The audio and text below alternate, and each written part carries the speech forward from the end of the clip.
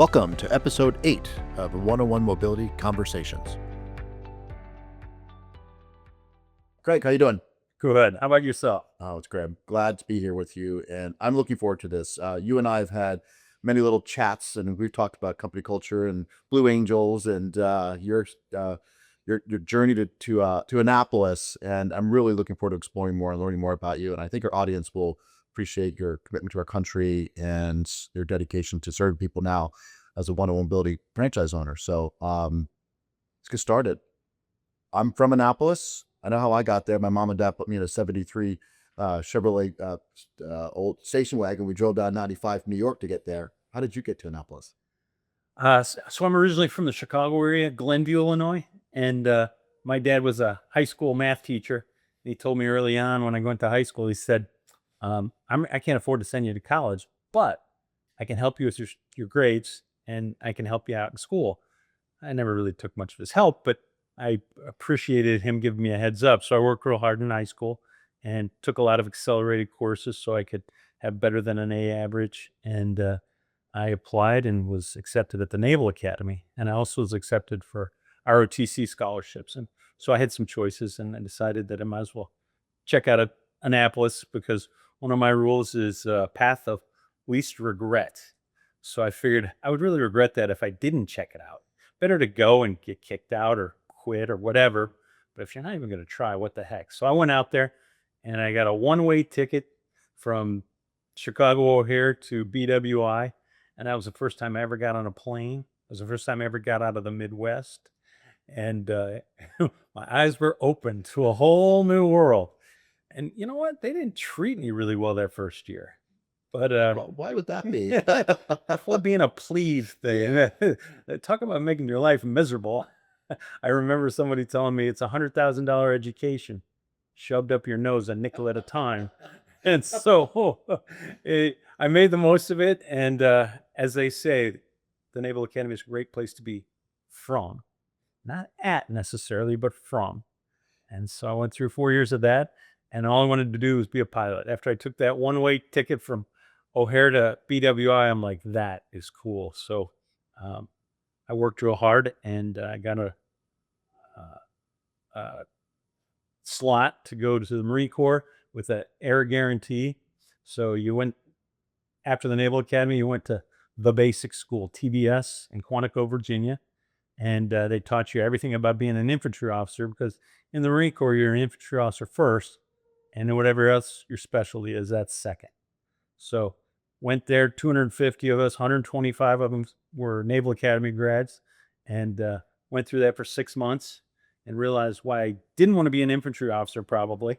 and then I got to go to Pensacola, and that was pretty exciting too.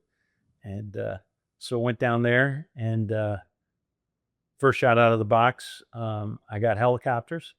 And it was kind of depressing because I really wanted to be a jet pilot, but they didn't take any jet guys that week. And so I was just the needs of the Marine Corps. And so I became a helicopter pilot and went out to California and flew CH-53s at Tustin. And Tustin was pretty cool because it was right there in Orange County, just south of LA. And I got to see the world and did 2 6-month tours to Okinawa and got more and more qualified as a CH-53 pilot. I was a functional check ride, flight lead, got to do a lot of interesting things. And then there was a bulletin that came out that said they were going to take 3 pilots to transition to jets. And I'm like, why not me? What the heck? And so I applied for it. And they took 1 46 pilot, 1 53 pilot, and 1 Huey guy. And I was the 53 guy. So then I went to Meridian, Mississippi. And by that time, I had a wife and a child. And we had another child while we were there. And once I got out of there, I went Harriers. So I went to Cherry Point, North Carolina. And that was exciting. And one of the jokes was always, if you're coming in for a landing and the hair on the back of your neck isn't standing up, you're not paying attention. Wave it off because you should be scared out of your mind every day. And buried a lot of friends, unfortunately. I mean, that was an unforgiving aircraft. The Aviate A, 50% of them never made it to the boneyard. So that was the A was definitely unforgiving. The B was a lot better. And so I again started getting more and more experience and more qualifications. And it was an exciting place to be. And in fact, I was in a situation where um, I was a single parent with a 2-year-old and a 4-year-old, and they had just put me in the Harrier 2 Plus regime, so I was going to be one of the first Harrier 2 Plus pilots, and that was exciting. But my kids were more important than anything else, so I got out and had to start from the bottom all over again. And so I went back to Chicago, and the room I grew up in, I moved back in there, and my kids were in my brother and sister's room, and we helped my mom out with their mortgage, and I started working in manufacturing, and I had to learn it from the ground up, and it was humbling. Well, back to it's an amazing story, and you and I have talked about bits and Yeah. pieces. And you and I, we shared that I grew up in Annapolis, Right. and back then, you could freely walk on to the base, and you would see them being, I'll just say, trained and drilled, and you could tell which class they were in. Yes. The younger ones were being yelled at more. I'll just leave it at that. So we all start to we know some of the same pubs down there, McGarvey's and other ones. 'Cause Yes. I used to. One day I was a doorman at McGarvey's pub, which when you're a 5'9" skinny guy, there weren't a lot of fights. When 90% of the people have boat shoes, it's just not a rowdy crowd. I could take that guy. So, so the other thing you and I talked about would, you've had some interesting relationships from the Naval Academy. Yes. I love your story about the Blue Angels, because last Chicago we were all together and they were buzzing our hotel. And I think you would love to hear about that connection, and a little bit about how they train, and specifically what you told me about the Chicago Air Show, which is Yeah. the harder ones. So my roommate, while we were in the same company at the Naval Academy, we were roommates down in flight school. Russ Bartlett, his call sign's Beef. Mine was Luke. And so Okay, where did Luke come from? Just because of Frank Lucas. Okay, so Yeah, it started out as Cool Hand Luke, and then it was Luke Skywalker, and all that's a mouthful if you're in a tactical situation. You need something that's one syllable. So Luke is what stuck, and I could have done a lot worse. Okay. Is there a story behind Beef Yeah. that we could talk about? No, probably not. No, he's a great guy. And when we were roommates down in flight school, I don't think we ever unpacked our TV. And we did triathlons, marathons, and we were really competitive. Go figure, right? Yeah. And so everything that would happen and be like, okay, I'll name the challenge, do the half marathon. We'd do it. He'd win. I'd son of a gun. Okay, marathon. And we'd do the marathon. I'd win. And he'd be son of a gun. And then we did. So we kept that competition alive.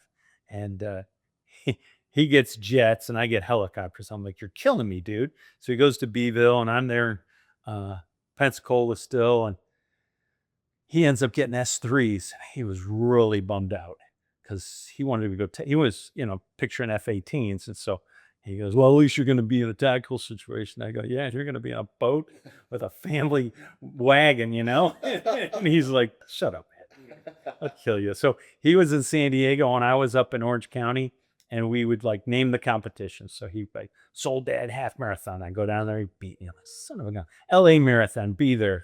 And I go, the night before, it's like, see this right here?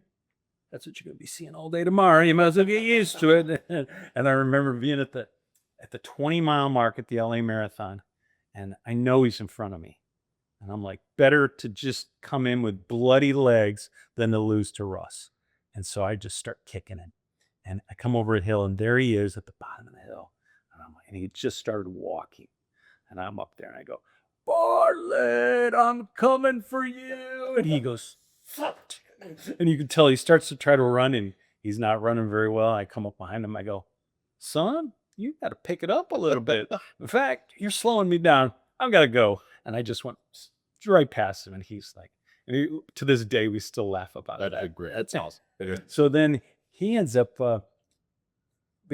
so as it comes out, I make my jet transition.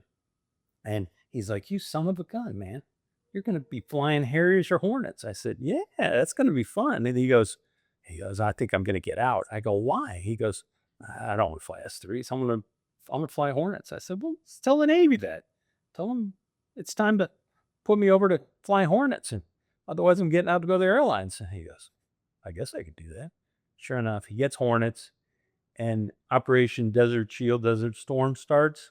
And I just show up to fly Harriers, and he's already flying F-18s, and he gets thrown out to the boat, and he is in the first strike that goes and drops bombs in Baghdad, and his career path took off. He ended up becoming CEO of a F-18 squadron in Japan, and then he interviewed for the Blue Angels job, and I knew he was going for the interview, and I'm stuck in Chicago traffic at the time, and I remember calling and leaving a message at the BOQ and said, "You got a Bartlett checking in?" They go, "Yeah." You go, "Well, when he gets in, give him this message. Could you write it down?" And he said, "Yeah, we can do that." I go, "Kick butt, dude." Sign Luke. And sure enough, he ended up getting the job, and he was the CEO of the Blue Angels. And he was great because anytime we wanted to go see the Blue Angels, we get VIP passes. Yeah, that's a I plus. got to take the kids, and it was, we just had a ball. And now from that, he went up on to become president of Beechcraft. And then now he's a motivational speaker, and he's just done a lot with his life. And it's been fun because we got a whole group of us that have all been together pretty much. 13 years old. Yes. And we joke about it. We all got together in Richmond a couple weeks ago, and because we decided that we were tired of getting together just for memorial services. So we wanted to get together and have fun too. And so now we get together once a year and do a dining in. And we were in Richmond a couple weeks ago, and we were just laughing about how far we've come because it's been over 40 years of being friends. And we had about 20 of us in Richmond. That's incredible. Yes. When we were in Chicago and they were buzzing us in the Yes, hotel during that's right. practice round, you were saying that the Chicago routine is one of the hardest ones there are, and only the experienced ones.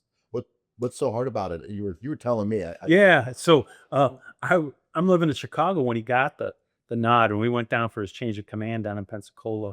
I said, "So you're going to be in the Chicago Air Show?" And he goes, "No, I can't do that my first year. Rookies don't get to do that. Only experienced guys." I'm like, "Why is that?" He goes, "Those damn buildings. They're afraid we're going to run into them. There's a lot of distractions." So I asked him after the fact, after he did the one the next year, I go, "So is it everything it was made out to be?" He goes, "Oh, dude, it was awesome." He said, "You're flying between these buildings and you're focused on what you're doing, but in your peripheral, you could see these people in these skyscrapers. They're banging on the windows and they're like, 'Yeah, awesome.'" And you're like going, "Focus, focus, focus." And he goes, "I know why they don't let the rookies do it because, man, it'll blow your I mind." can't. It's fascinating to watch. Oh, yeah. And my wife Angie and I, we after our meeting, we were able to watch the full Blue Angels practice set, and I mean, it's just you're awestruck at the skill and the precision, and you just know there's a lot of practice and just that goes into it. It's fascinating to look at. Yes. It's a lot of fun. So you had fun. You got a chance to fly some really cool equipment. You served our country, and thank you. And I know you had to go to some parts of the world where they weren't as friendly as maybe LA was. So I had a bad tourist guy, travel agent. I had a bad travel agent. Yeah, did you fire good? Yeah, man. I mean, talking about going to some horrible places. Holy cow. so so you transitioned out of the military, and so now you're a regular guy. And Yeah. so what was the beginning of your career, and how did it get to here?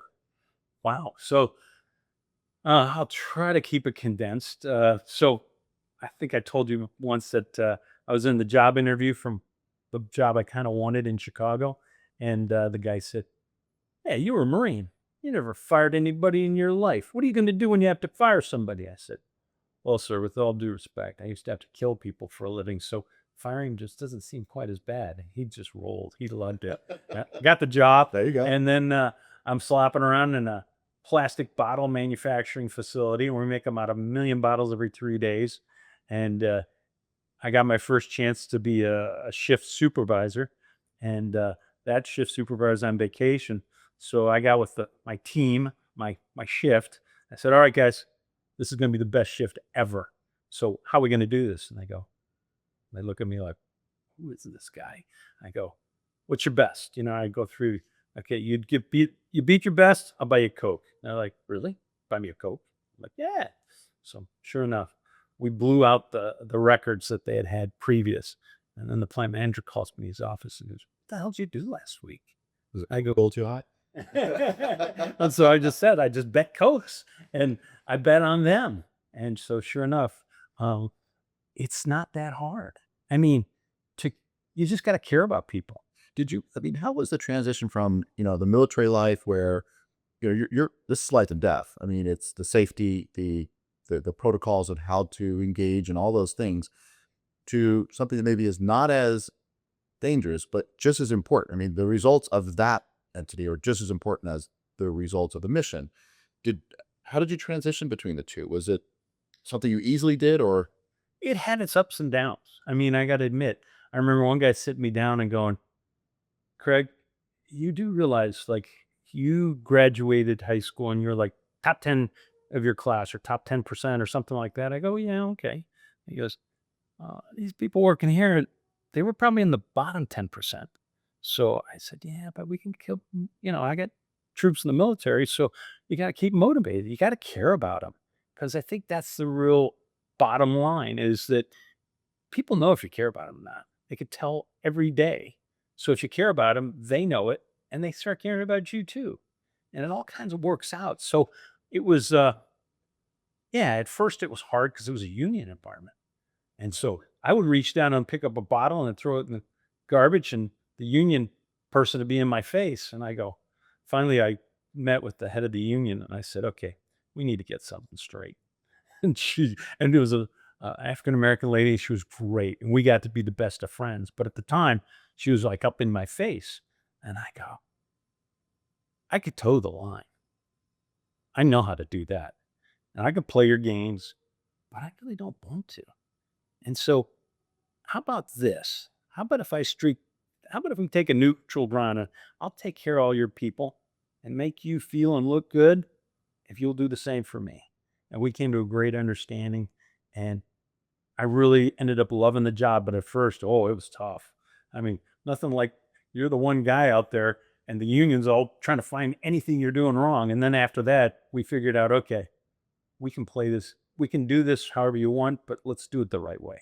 And so it was fun. I really enjoyed the job. And we did things that other people had never done. And I got an engineering background, so I'm looking at these machines and I'm like, why don't we run them faster? I go, we can't run them faster. I go, why is that?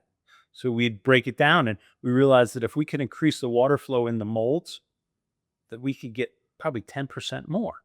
If we're doing 1 million bottles every 3 days, that means we get another 100,000 bottles every 3 days if we could do 10%. So we had the Cheetah program and we, we wanted to run faster. And so we did that. And next thing you know, everybody's like, what are those guys doing over there in Chicago? And then I found this guy and he was telling me that he did um, dry ice blasting. I'm like, what the heck is that? He goes, how you can uh, sandblast things to clean them off. yeah? Well, we do with dry ice. So once you do it, it evaporates. And I'm like, Well, that- I think I got some applications because they were having to clean the molds and they'd have to shut down for like 4 hours every week to pull a mold out, swap it out. And they're only doing one mold a week. I'm like, why don't you come in at starting time on Monday and we'll dry ice blast one of those machines and we'll figure out how to clean it up. So sure enough, we did it. And in 30 minutes, less than that, we could do the set of molds and they were all clean. And so that became yeah, it was a whole nother technology that had not, the combination was great. The sales guy loved it because then we had 16 other plants. So turned them onto that and we started going faster because now so we need to have defects and we have helped out with the quality. So there's a lot of little things like that that you started, you know, um, we did, uh, like this scanning, infrared scanning. so you could tell where the hot spots were and maybe you're having electrical problems. And we had done it on an aircraft, and we did vibrational analysis and oil analysis in aircraft. Well, I brought that technology to their manufacturing, and all of a sudden, our downtime starts dwindling. And so it was fun because I was able to kind of bring them up to some of the technology we were using in aviation. And I got to do that. And then I went to Johnson Controls, did some of the same thing. They were making, they made 1 million bottles a day for Coke and all the PET bottles. We've been high density polyethylene at kind of a plastic container. And then after that, then somebody approached me about running a plant with recycling in Chicago. I'm like, well, that'd be kind of interesting. Went over there and checked it out. Sure enough, I went over there and I was head of manufacturing there, and we were able to speed up the lines. And our cost for manufacturing went from 28 cents a pound down to 10 to 12 cents a pound. So now all of a sudden we're making good money. We doubled the business in maybe 3 or 4 years. And so it was fun. I get to use some of my engineering background. I get to use my leadership. We had a great time. We had good people. When I first started, we couldn't get people to save our lives. And then everybody started realizing that I cared, and and then all I had to do was say, you know what? I need some new people. Anybody got anybody that they know? And all these applications end up on my desk. And so now all of a sudden hiring wasn't hard, and we didn't have to hire as much because we were keeping our people. So that was fun. And then, You and I talked like a bit. We had a great conversation recently about culture and everything else. yes, And I could just tell by talking to you, even in this discussion about the power of why, yeah, which is, my background is in just SPCs, it's the process controls, and it's just the reason why you ask why 7 times, right? It's like, well, yes, why is why do you write down 4 hours for the forms? Well, because we have to do this. Why? And then sooner or later, and when you ask those questions with your team, yes, then all of a sudden they're answering the whys. And now, so should we do this? It's a collectively everybody's idea. It's not yours. It's collective. And that's when the bell goes off with everybody going, hey, we can solve problems here together. I can actually be a part of this. And yes. magic. It's fun, and that's when work becomes a lot more fun. And so I was doing so. Oh, I know what it was. I went down to Southern Indiana, and I was making engineered resins, and that was kind of neat. And we took that business, you know, 2 to 3 years. We doubled that business, and we put everything into one location, and we got a new location. And then the owner of the company comes in, and he says, "Sold the company." I go, "Oh, and unfortunately, I don't think they're going to need you." I'm like, "Oh." And so, uh, about that time, Operation Enduring Freedom had one of my buddies fly the 50,000th mishap-free hour into combat from my old squadron. I was like, "That is so cool." And I called him up. I said, "Woody, awesome, dude." He goes, "Awesome. I should be thanking you, dude." I go, "Why is that?" He goes, "Well, the last mishap in this squadron was Biscuit." I go, "Biscuit was before my time." He goes, "Exactly." And we had done a lot of things to make the Harrier program there very safe. And I would tell my guys, if somebody's killed because of us, and if one of you are involved, we're going to talk to the widow. So be ready. And they're like, "I don't want to talk to a widow." I go, "So don't make a widow." And so you start realizing, and you say, this is more important. It's more important to be safe. Well, of course, there's somebody's job to launch these aircraft. And if I'm grounding them, they're not happy. So there's my buddy Dan Yurovich, and we would fight like brothers. And it was fun because we were doing it for all the right reasons. And so I, after Woody had told me that, I called up Dan, and he was the CEO of Barry Controls in Boston. And I told him the story, and he goes, "I really needed to hear that. Thanks." I go, "Why is that?" He goes, the French are driving me crazy. They own the company. I got to go over to France once a month and get beat up." I go, "Huh." I said, "I'm going to Camp Hill, Pennsylvania. You ever heard about Ames True Temper? You want to come work with me?" I go, "Hey, I'm good." But then this happened with but walking in and saying that somebody else bought the company, and I go, 3 weeks later, or yeah, 3 weeks, I call and I'm like, I'm interested. And so we went out there and we were able to do a lot of fun stuff out there and get that company in a position where we could sell it. And again, I don't do really well with the sale thing because Nope. no, just yeah. Yeah. And so now I'm looking for a job again. I'm like, son of a gun. And at that time, Israeli weapons industry was coming to the United States, and they asked me for an interview, and I went in and I had 2 guys from Israel, and I thought, no matter what, it'll be a fun adventure talking with these guys. And so we talked, and they started pushing on me a little bit. I go, "Hey guys, you invited me here. I got a job." And they're like, "Oh." They look at each other and they go, We're interested in having you get this job." I'm like, "Huh." So I go out and I took a tour of the facility, and they were just starting up. And What did they make? Was it they were bringing in Israeli weapons and selling them in the U.S. And so we went from 0 to 25 million in the first year. And it's like the title, but there's a lot of details that went from 0 to 25 million in the first year. And we had about 25 employees, and they were all former military guys. And I remember the subject came up about security. And I'm like, I don't know, it's a lot of overhead.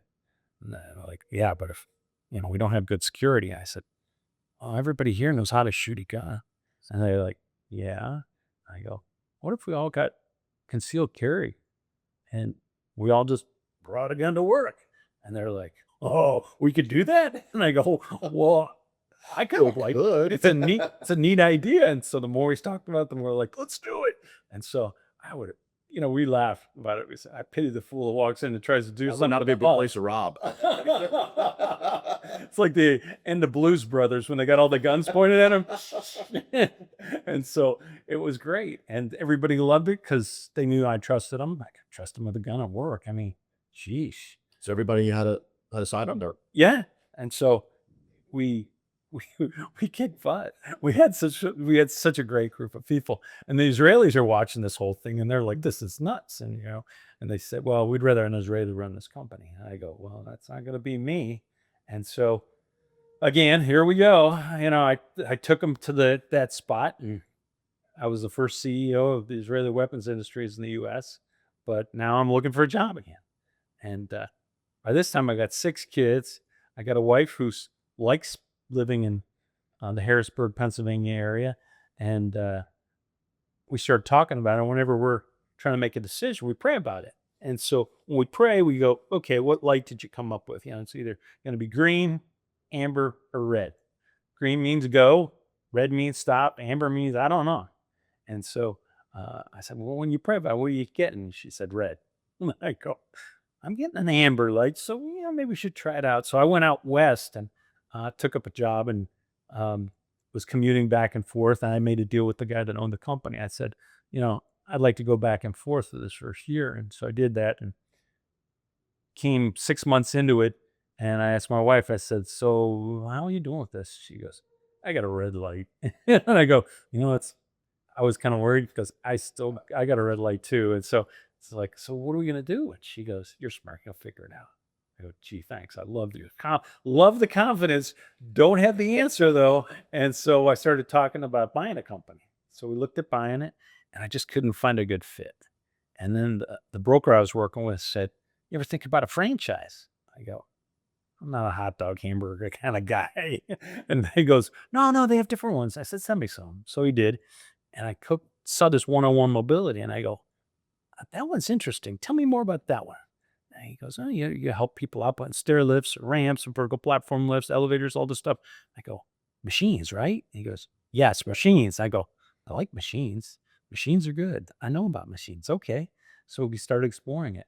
And the more I explored it, the more I liked it. The more I liked it, the more I explored it. And started talking to 101 Mobility, went in for the interview that they do, and they toured me around. And I got to talk to a bunch of franchise owners. And that was really what sealed the deal because I'm talking to them and they are loving their jobs and they're loving what they're doing. And everything they're saying is meshing with my strengths. And I go, wow. And so I just remember, so there's a great warrior who stormed the beaches. I think it was in Spain, and came in on boats to the beach. And they got to the beach. He said, "Burn the boats. There's no going back." And that was my theme when I took over the franchise in Harrisburg, Pennsylvania. I go, "Burn the boats." And my wife goes, "What?" I go, "I'm going to burn the boats, man. There's no turning back. I'm at the age now that nobody's going to hire me anyways. So let's go." And she's like, "Oh God, here we go." And What color light did she have? she had a green one. All right. Yeah. Because she got to stay in her home, and the kids all got to stay where they're at. And she's a Pilates instructor. And so soon after that, she got her own studio. So that kind of sealed the deal too. And so now we live in Harrisburg, Pennsylvania. I got the franchise there for one-on-one mobility. And we've grown every year for the last 8 years. And the last 2 years, we've been $1 million in sales years. And we're kind of like family there at the office. I got two ladies that run the front office, Beth and Shelly. Beth, CPA from Penn State. She'd rather deal with paper than people. Shelly was customer service at the Washington Post. She'd rather deal with people than paper. So it's really easy to divide up the work. People, paper, go. And then I had some great mobility specialists. Lindell got mobility specialist of the year in Houston. And yeah, so we're always learning. We're always getting better. And what's great about a franchise is, especially for a military guy, he has SOPs. You have standard operating procedures. Something you've dealt with your whole life. It's like, this is nothing new. In fact, a lot of times I'd bring SOPs into places I'd go just so we know what we're supposed to do. And so it's easy for you to transition. It's easy for you to understand what the rules are.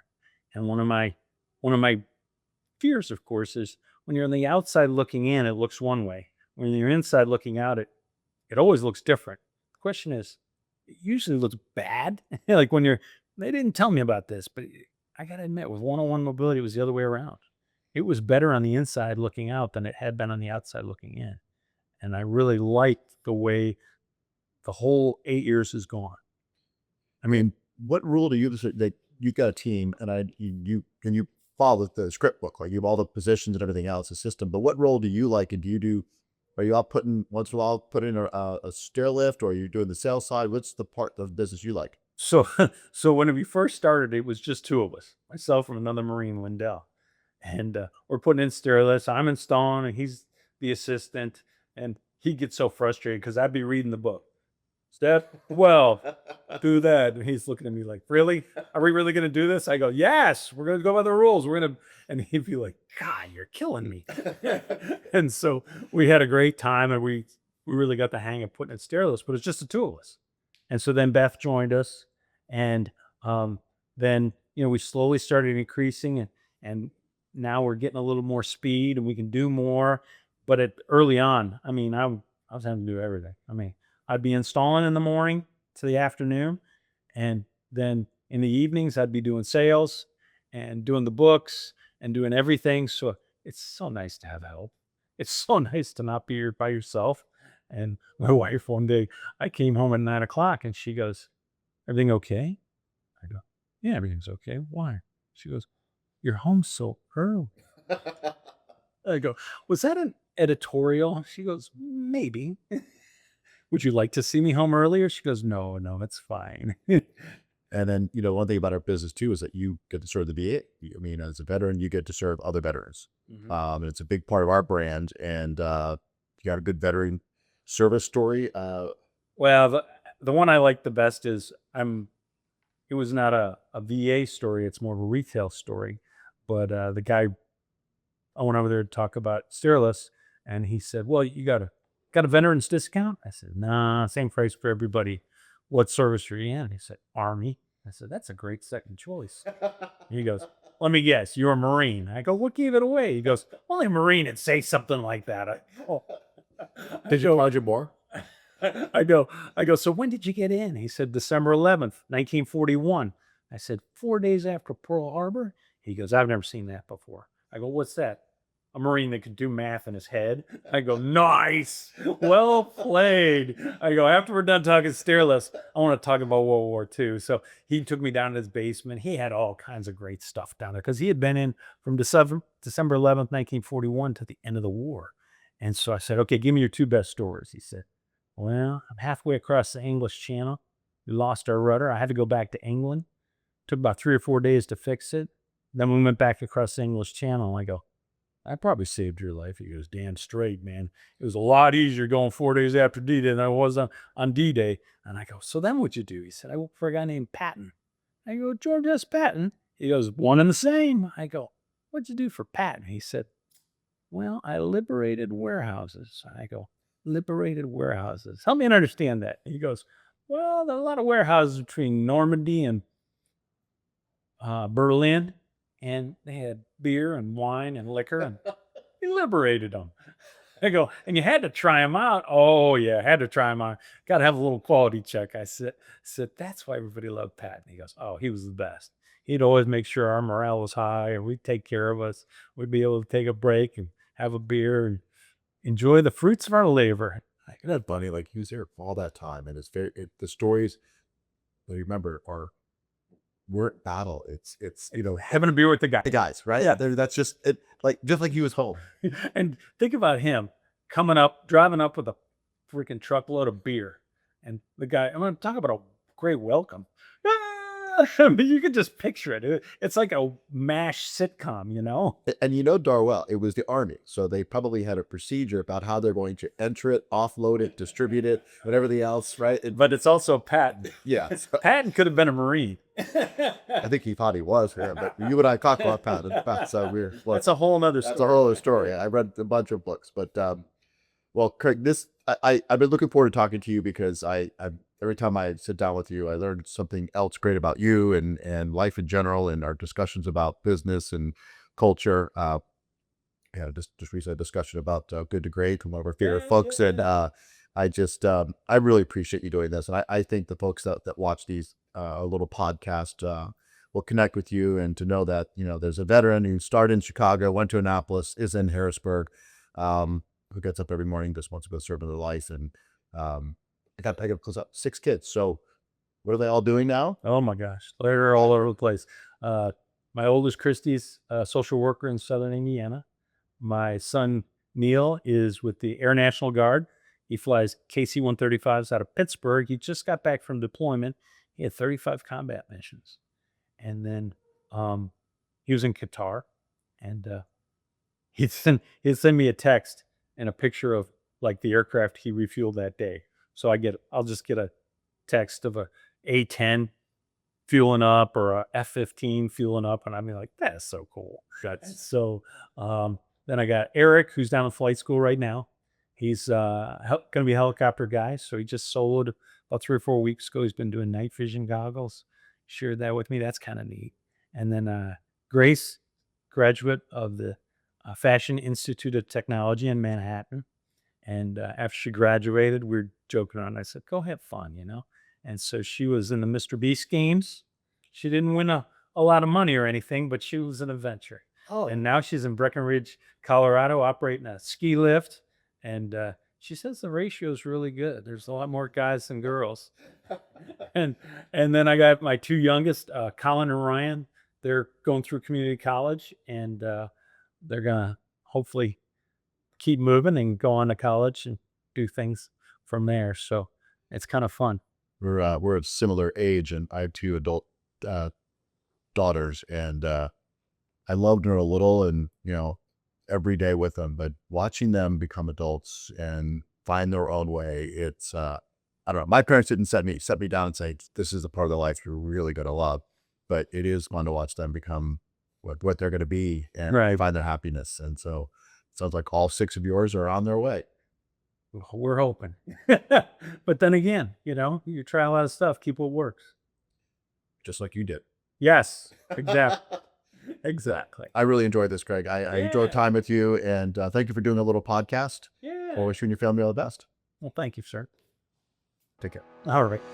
That wraps up our time with Craig Lucas on 101 Mobility Conversations. We'll catch you on the next episode. Take care.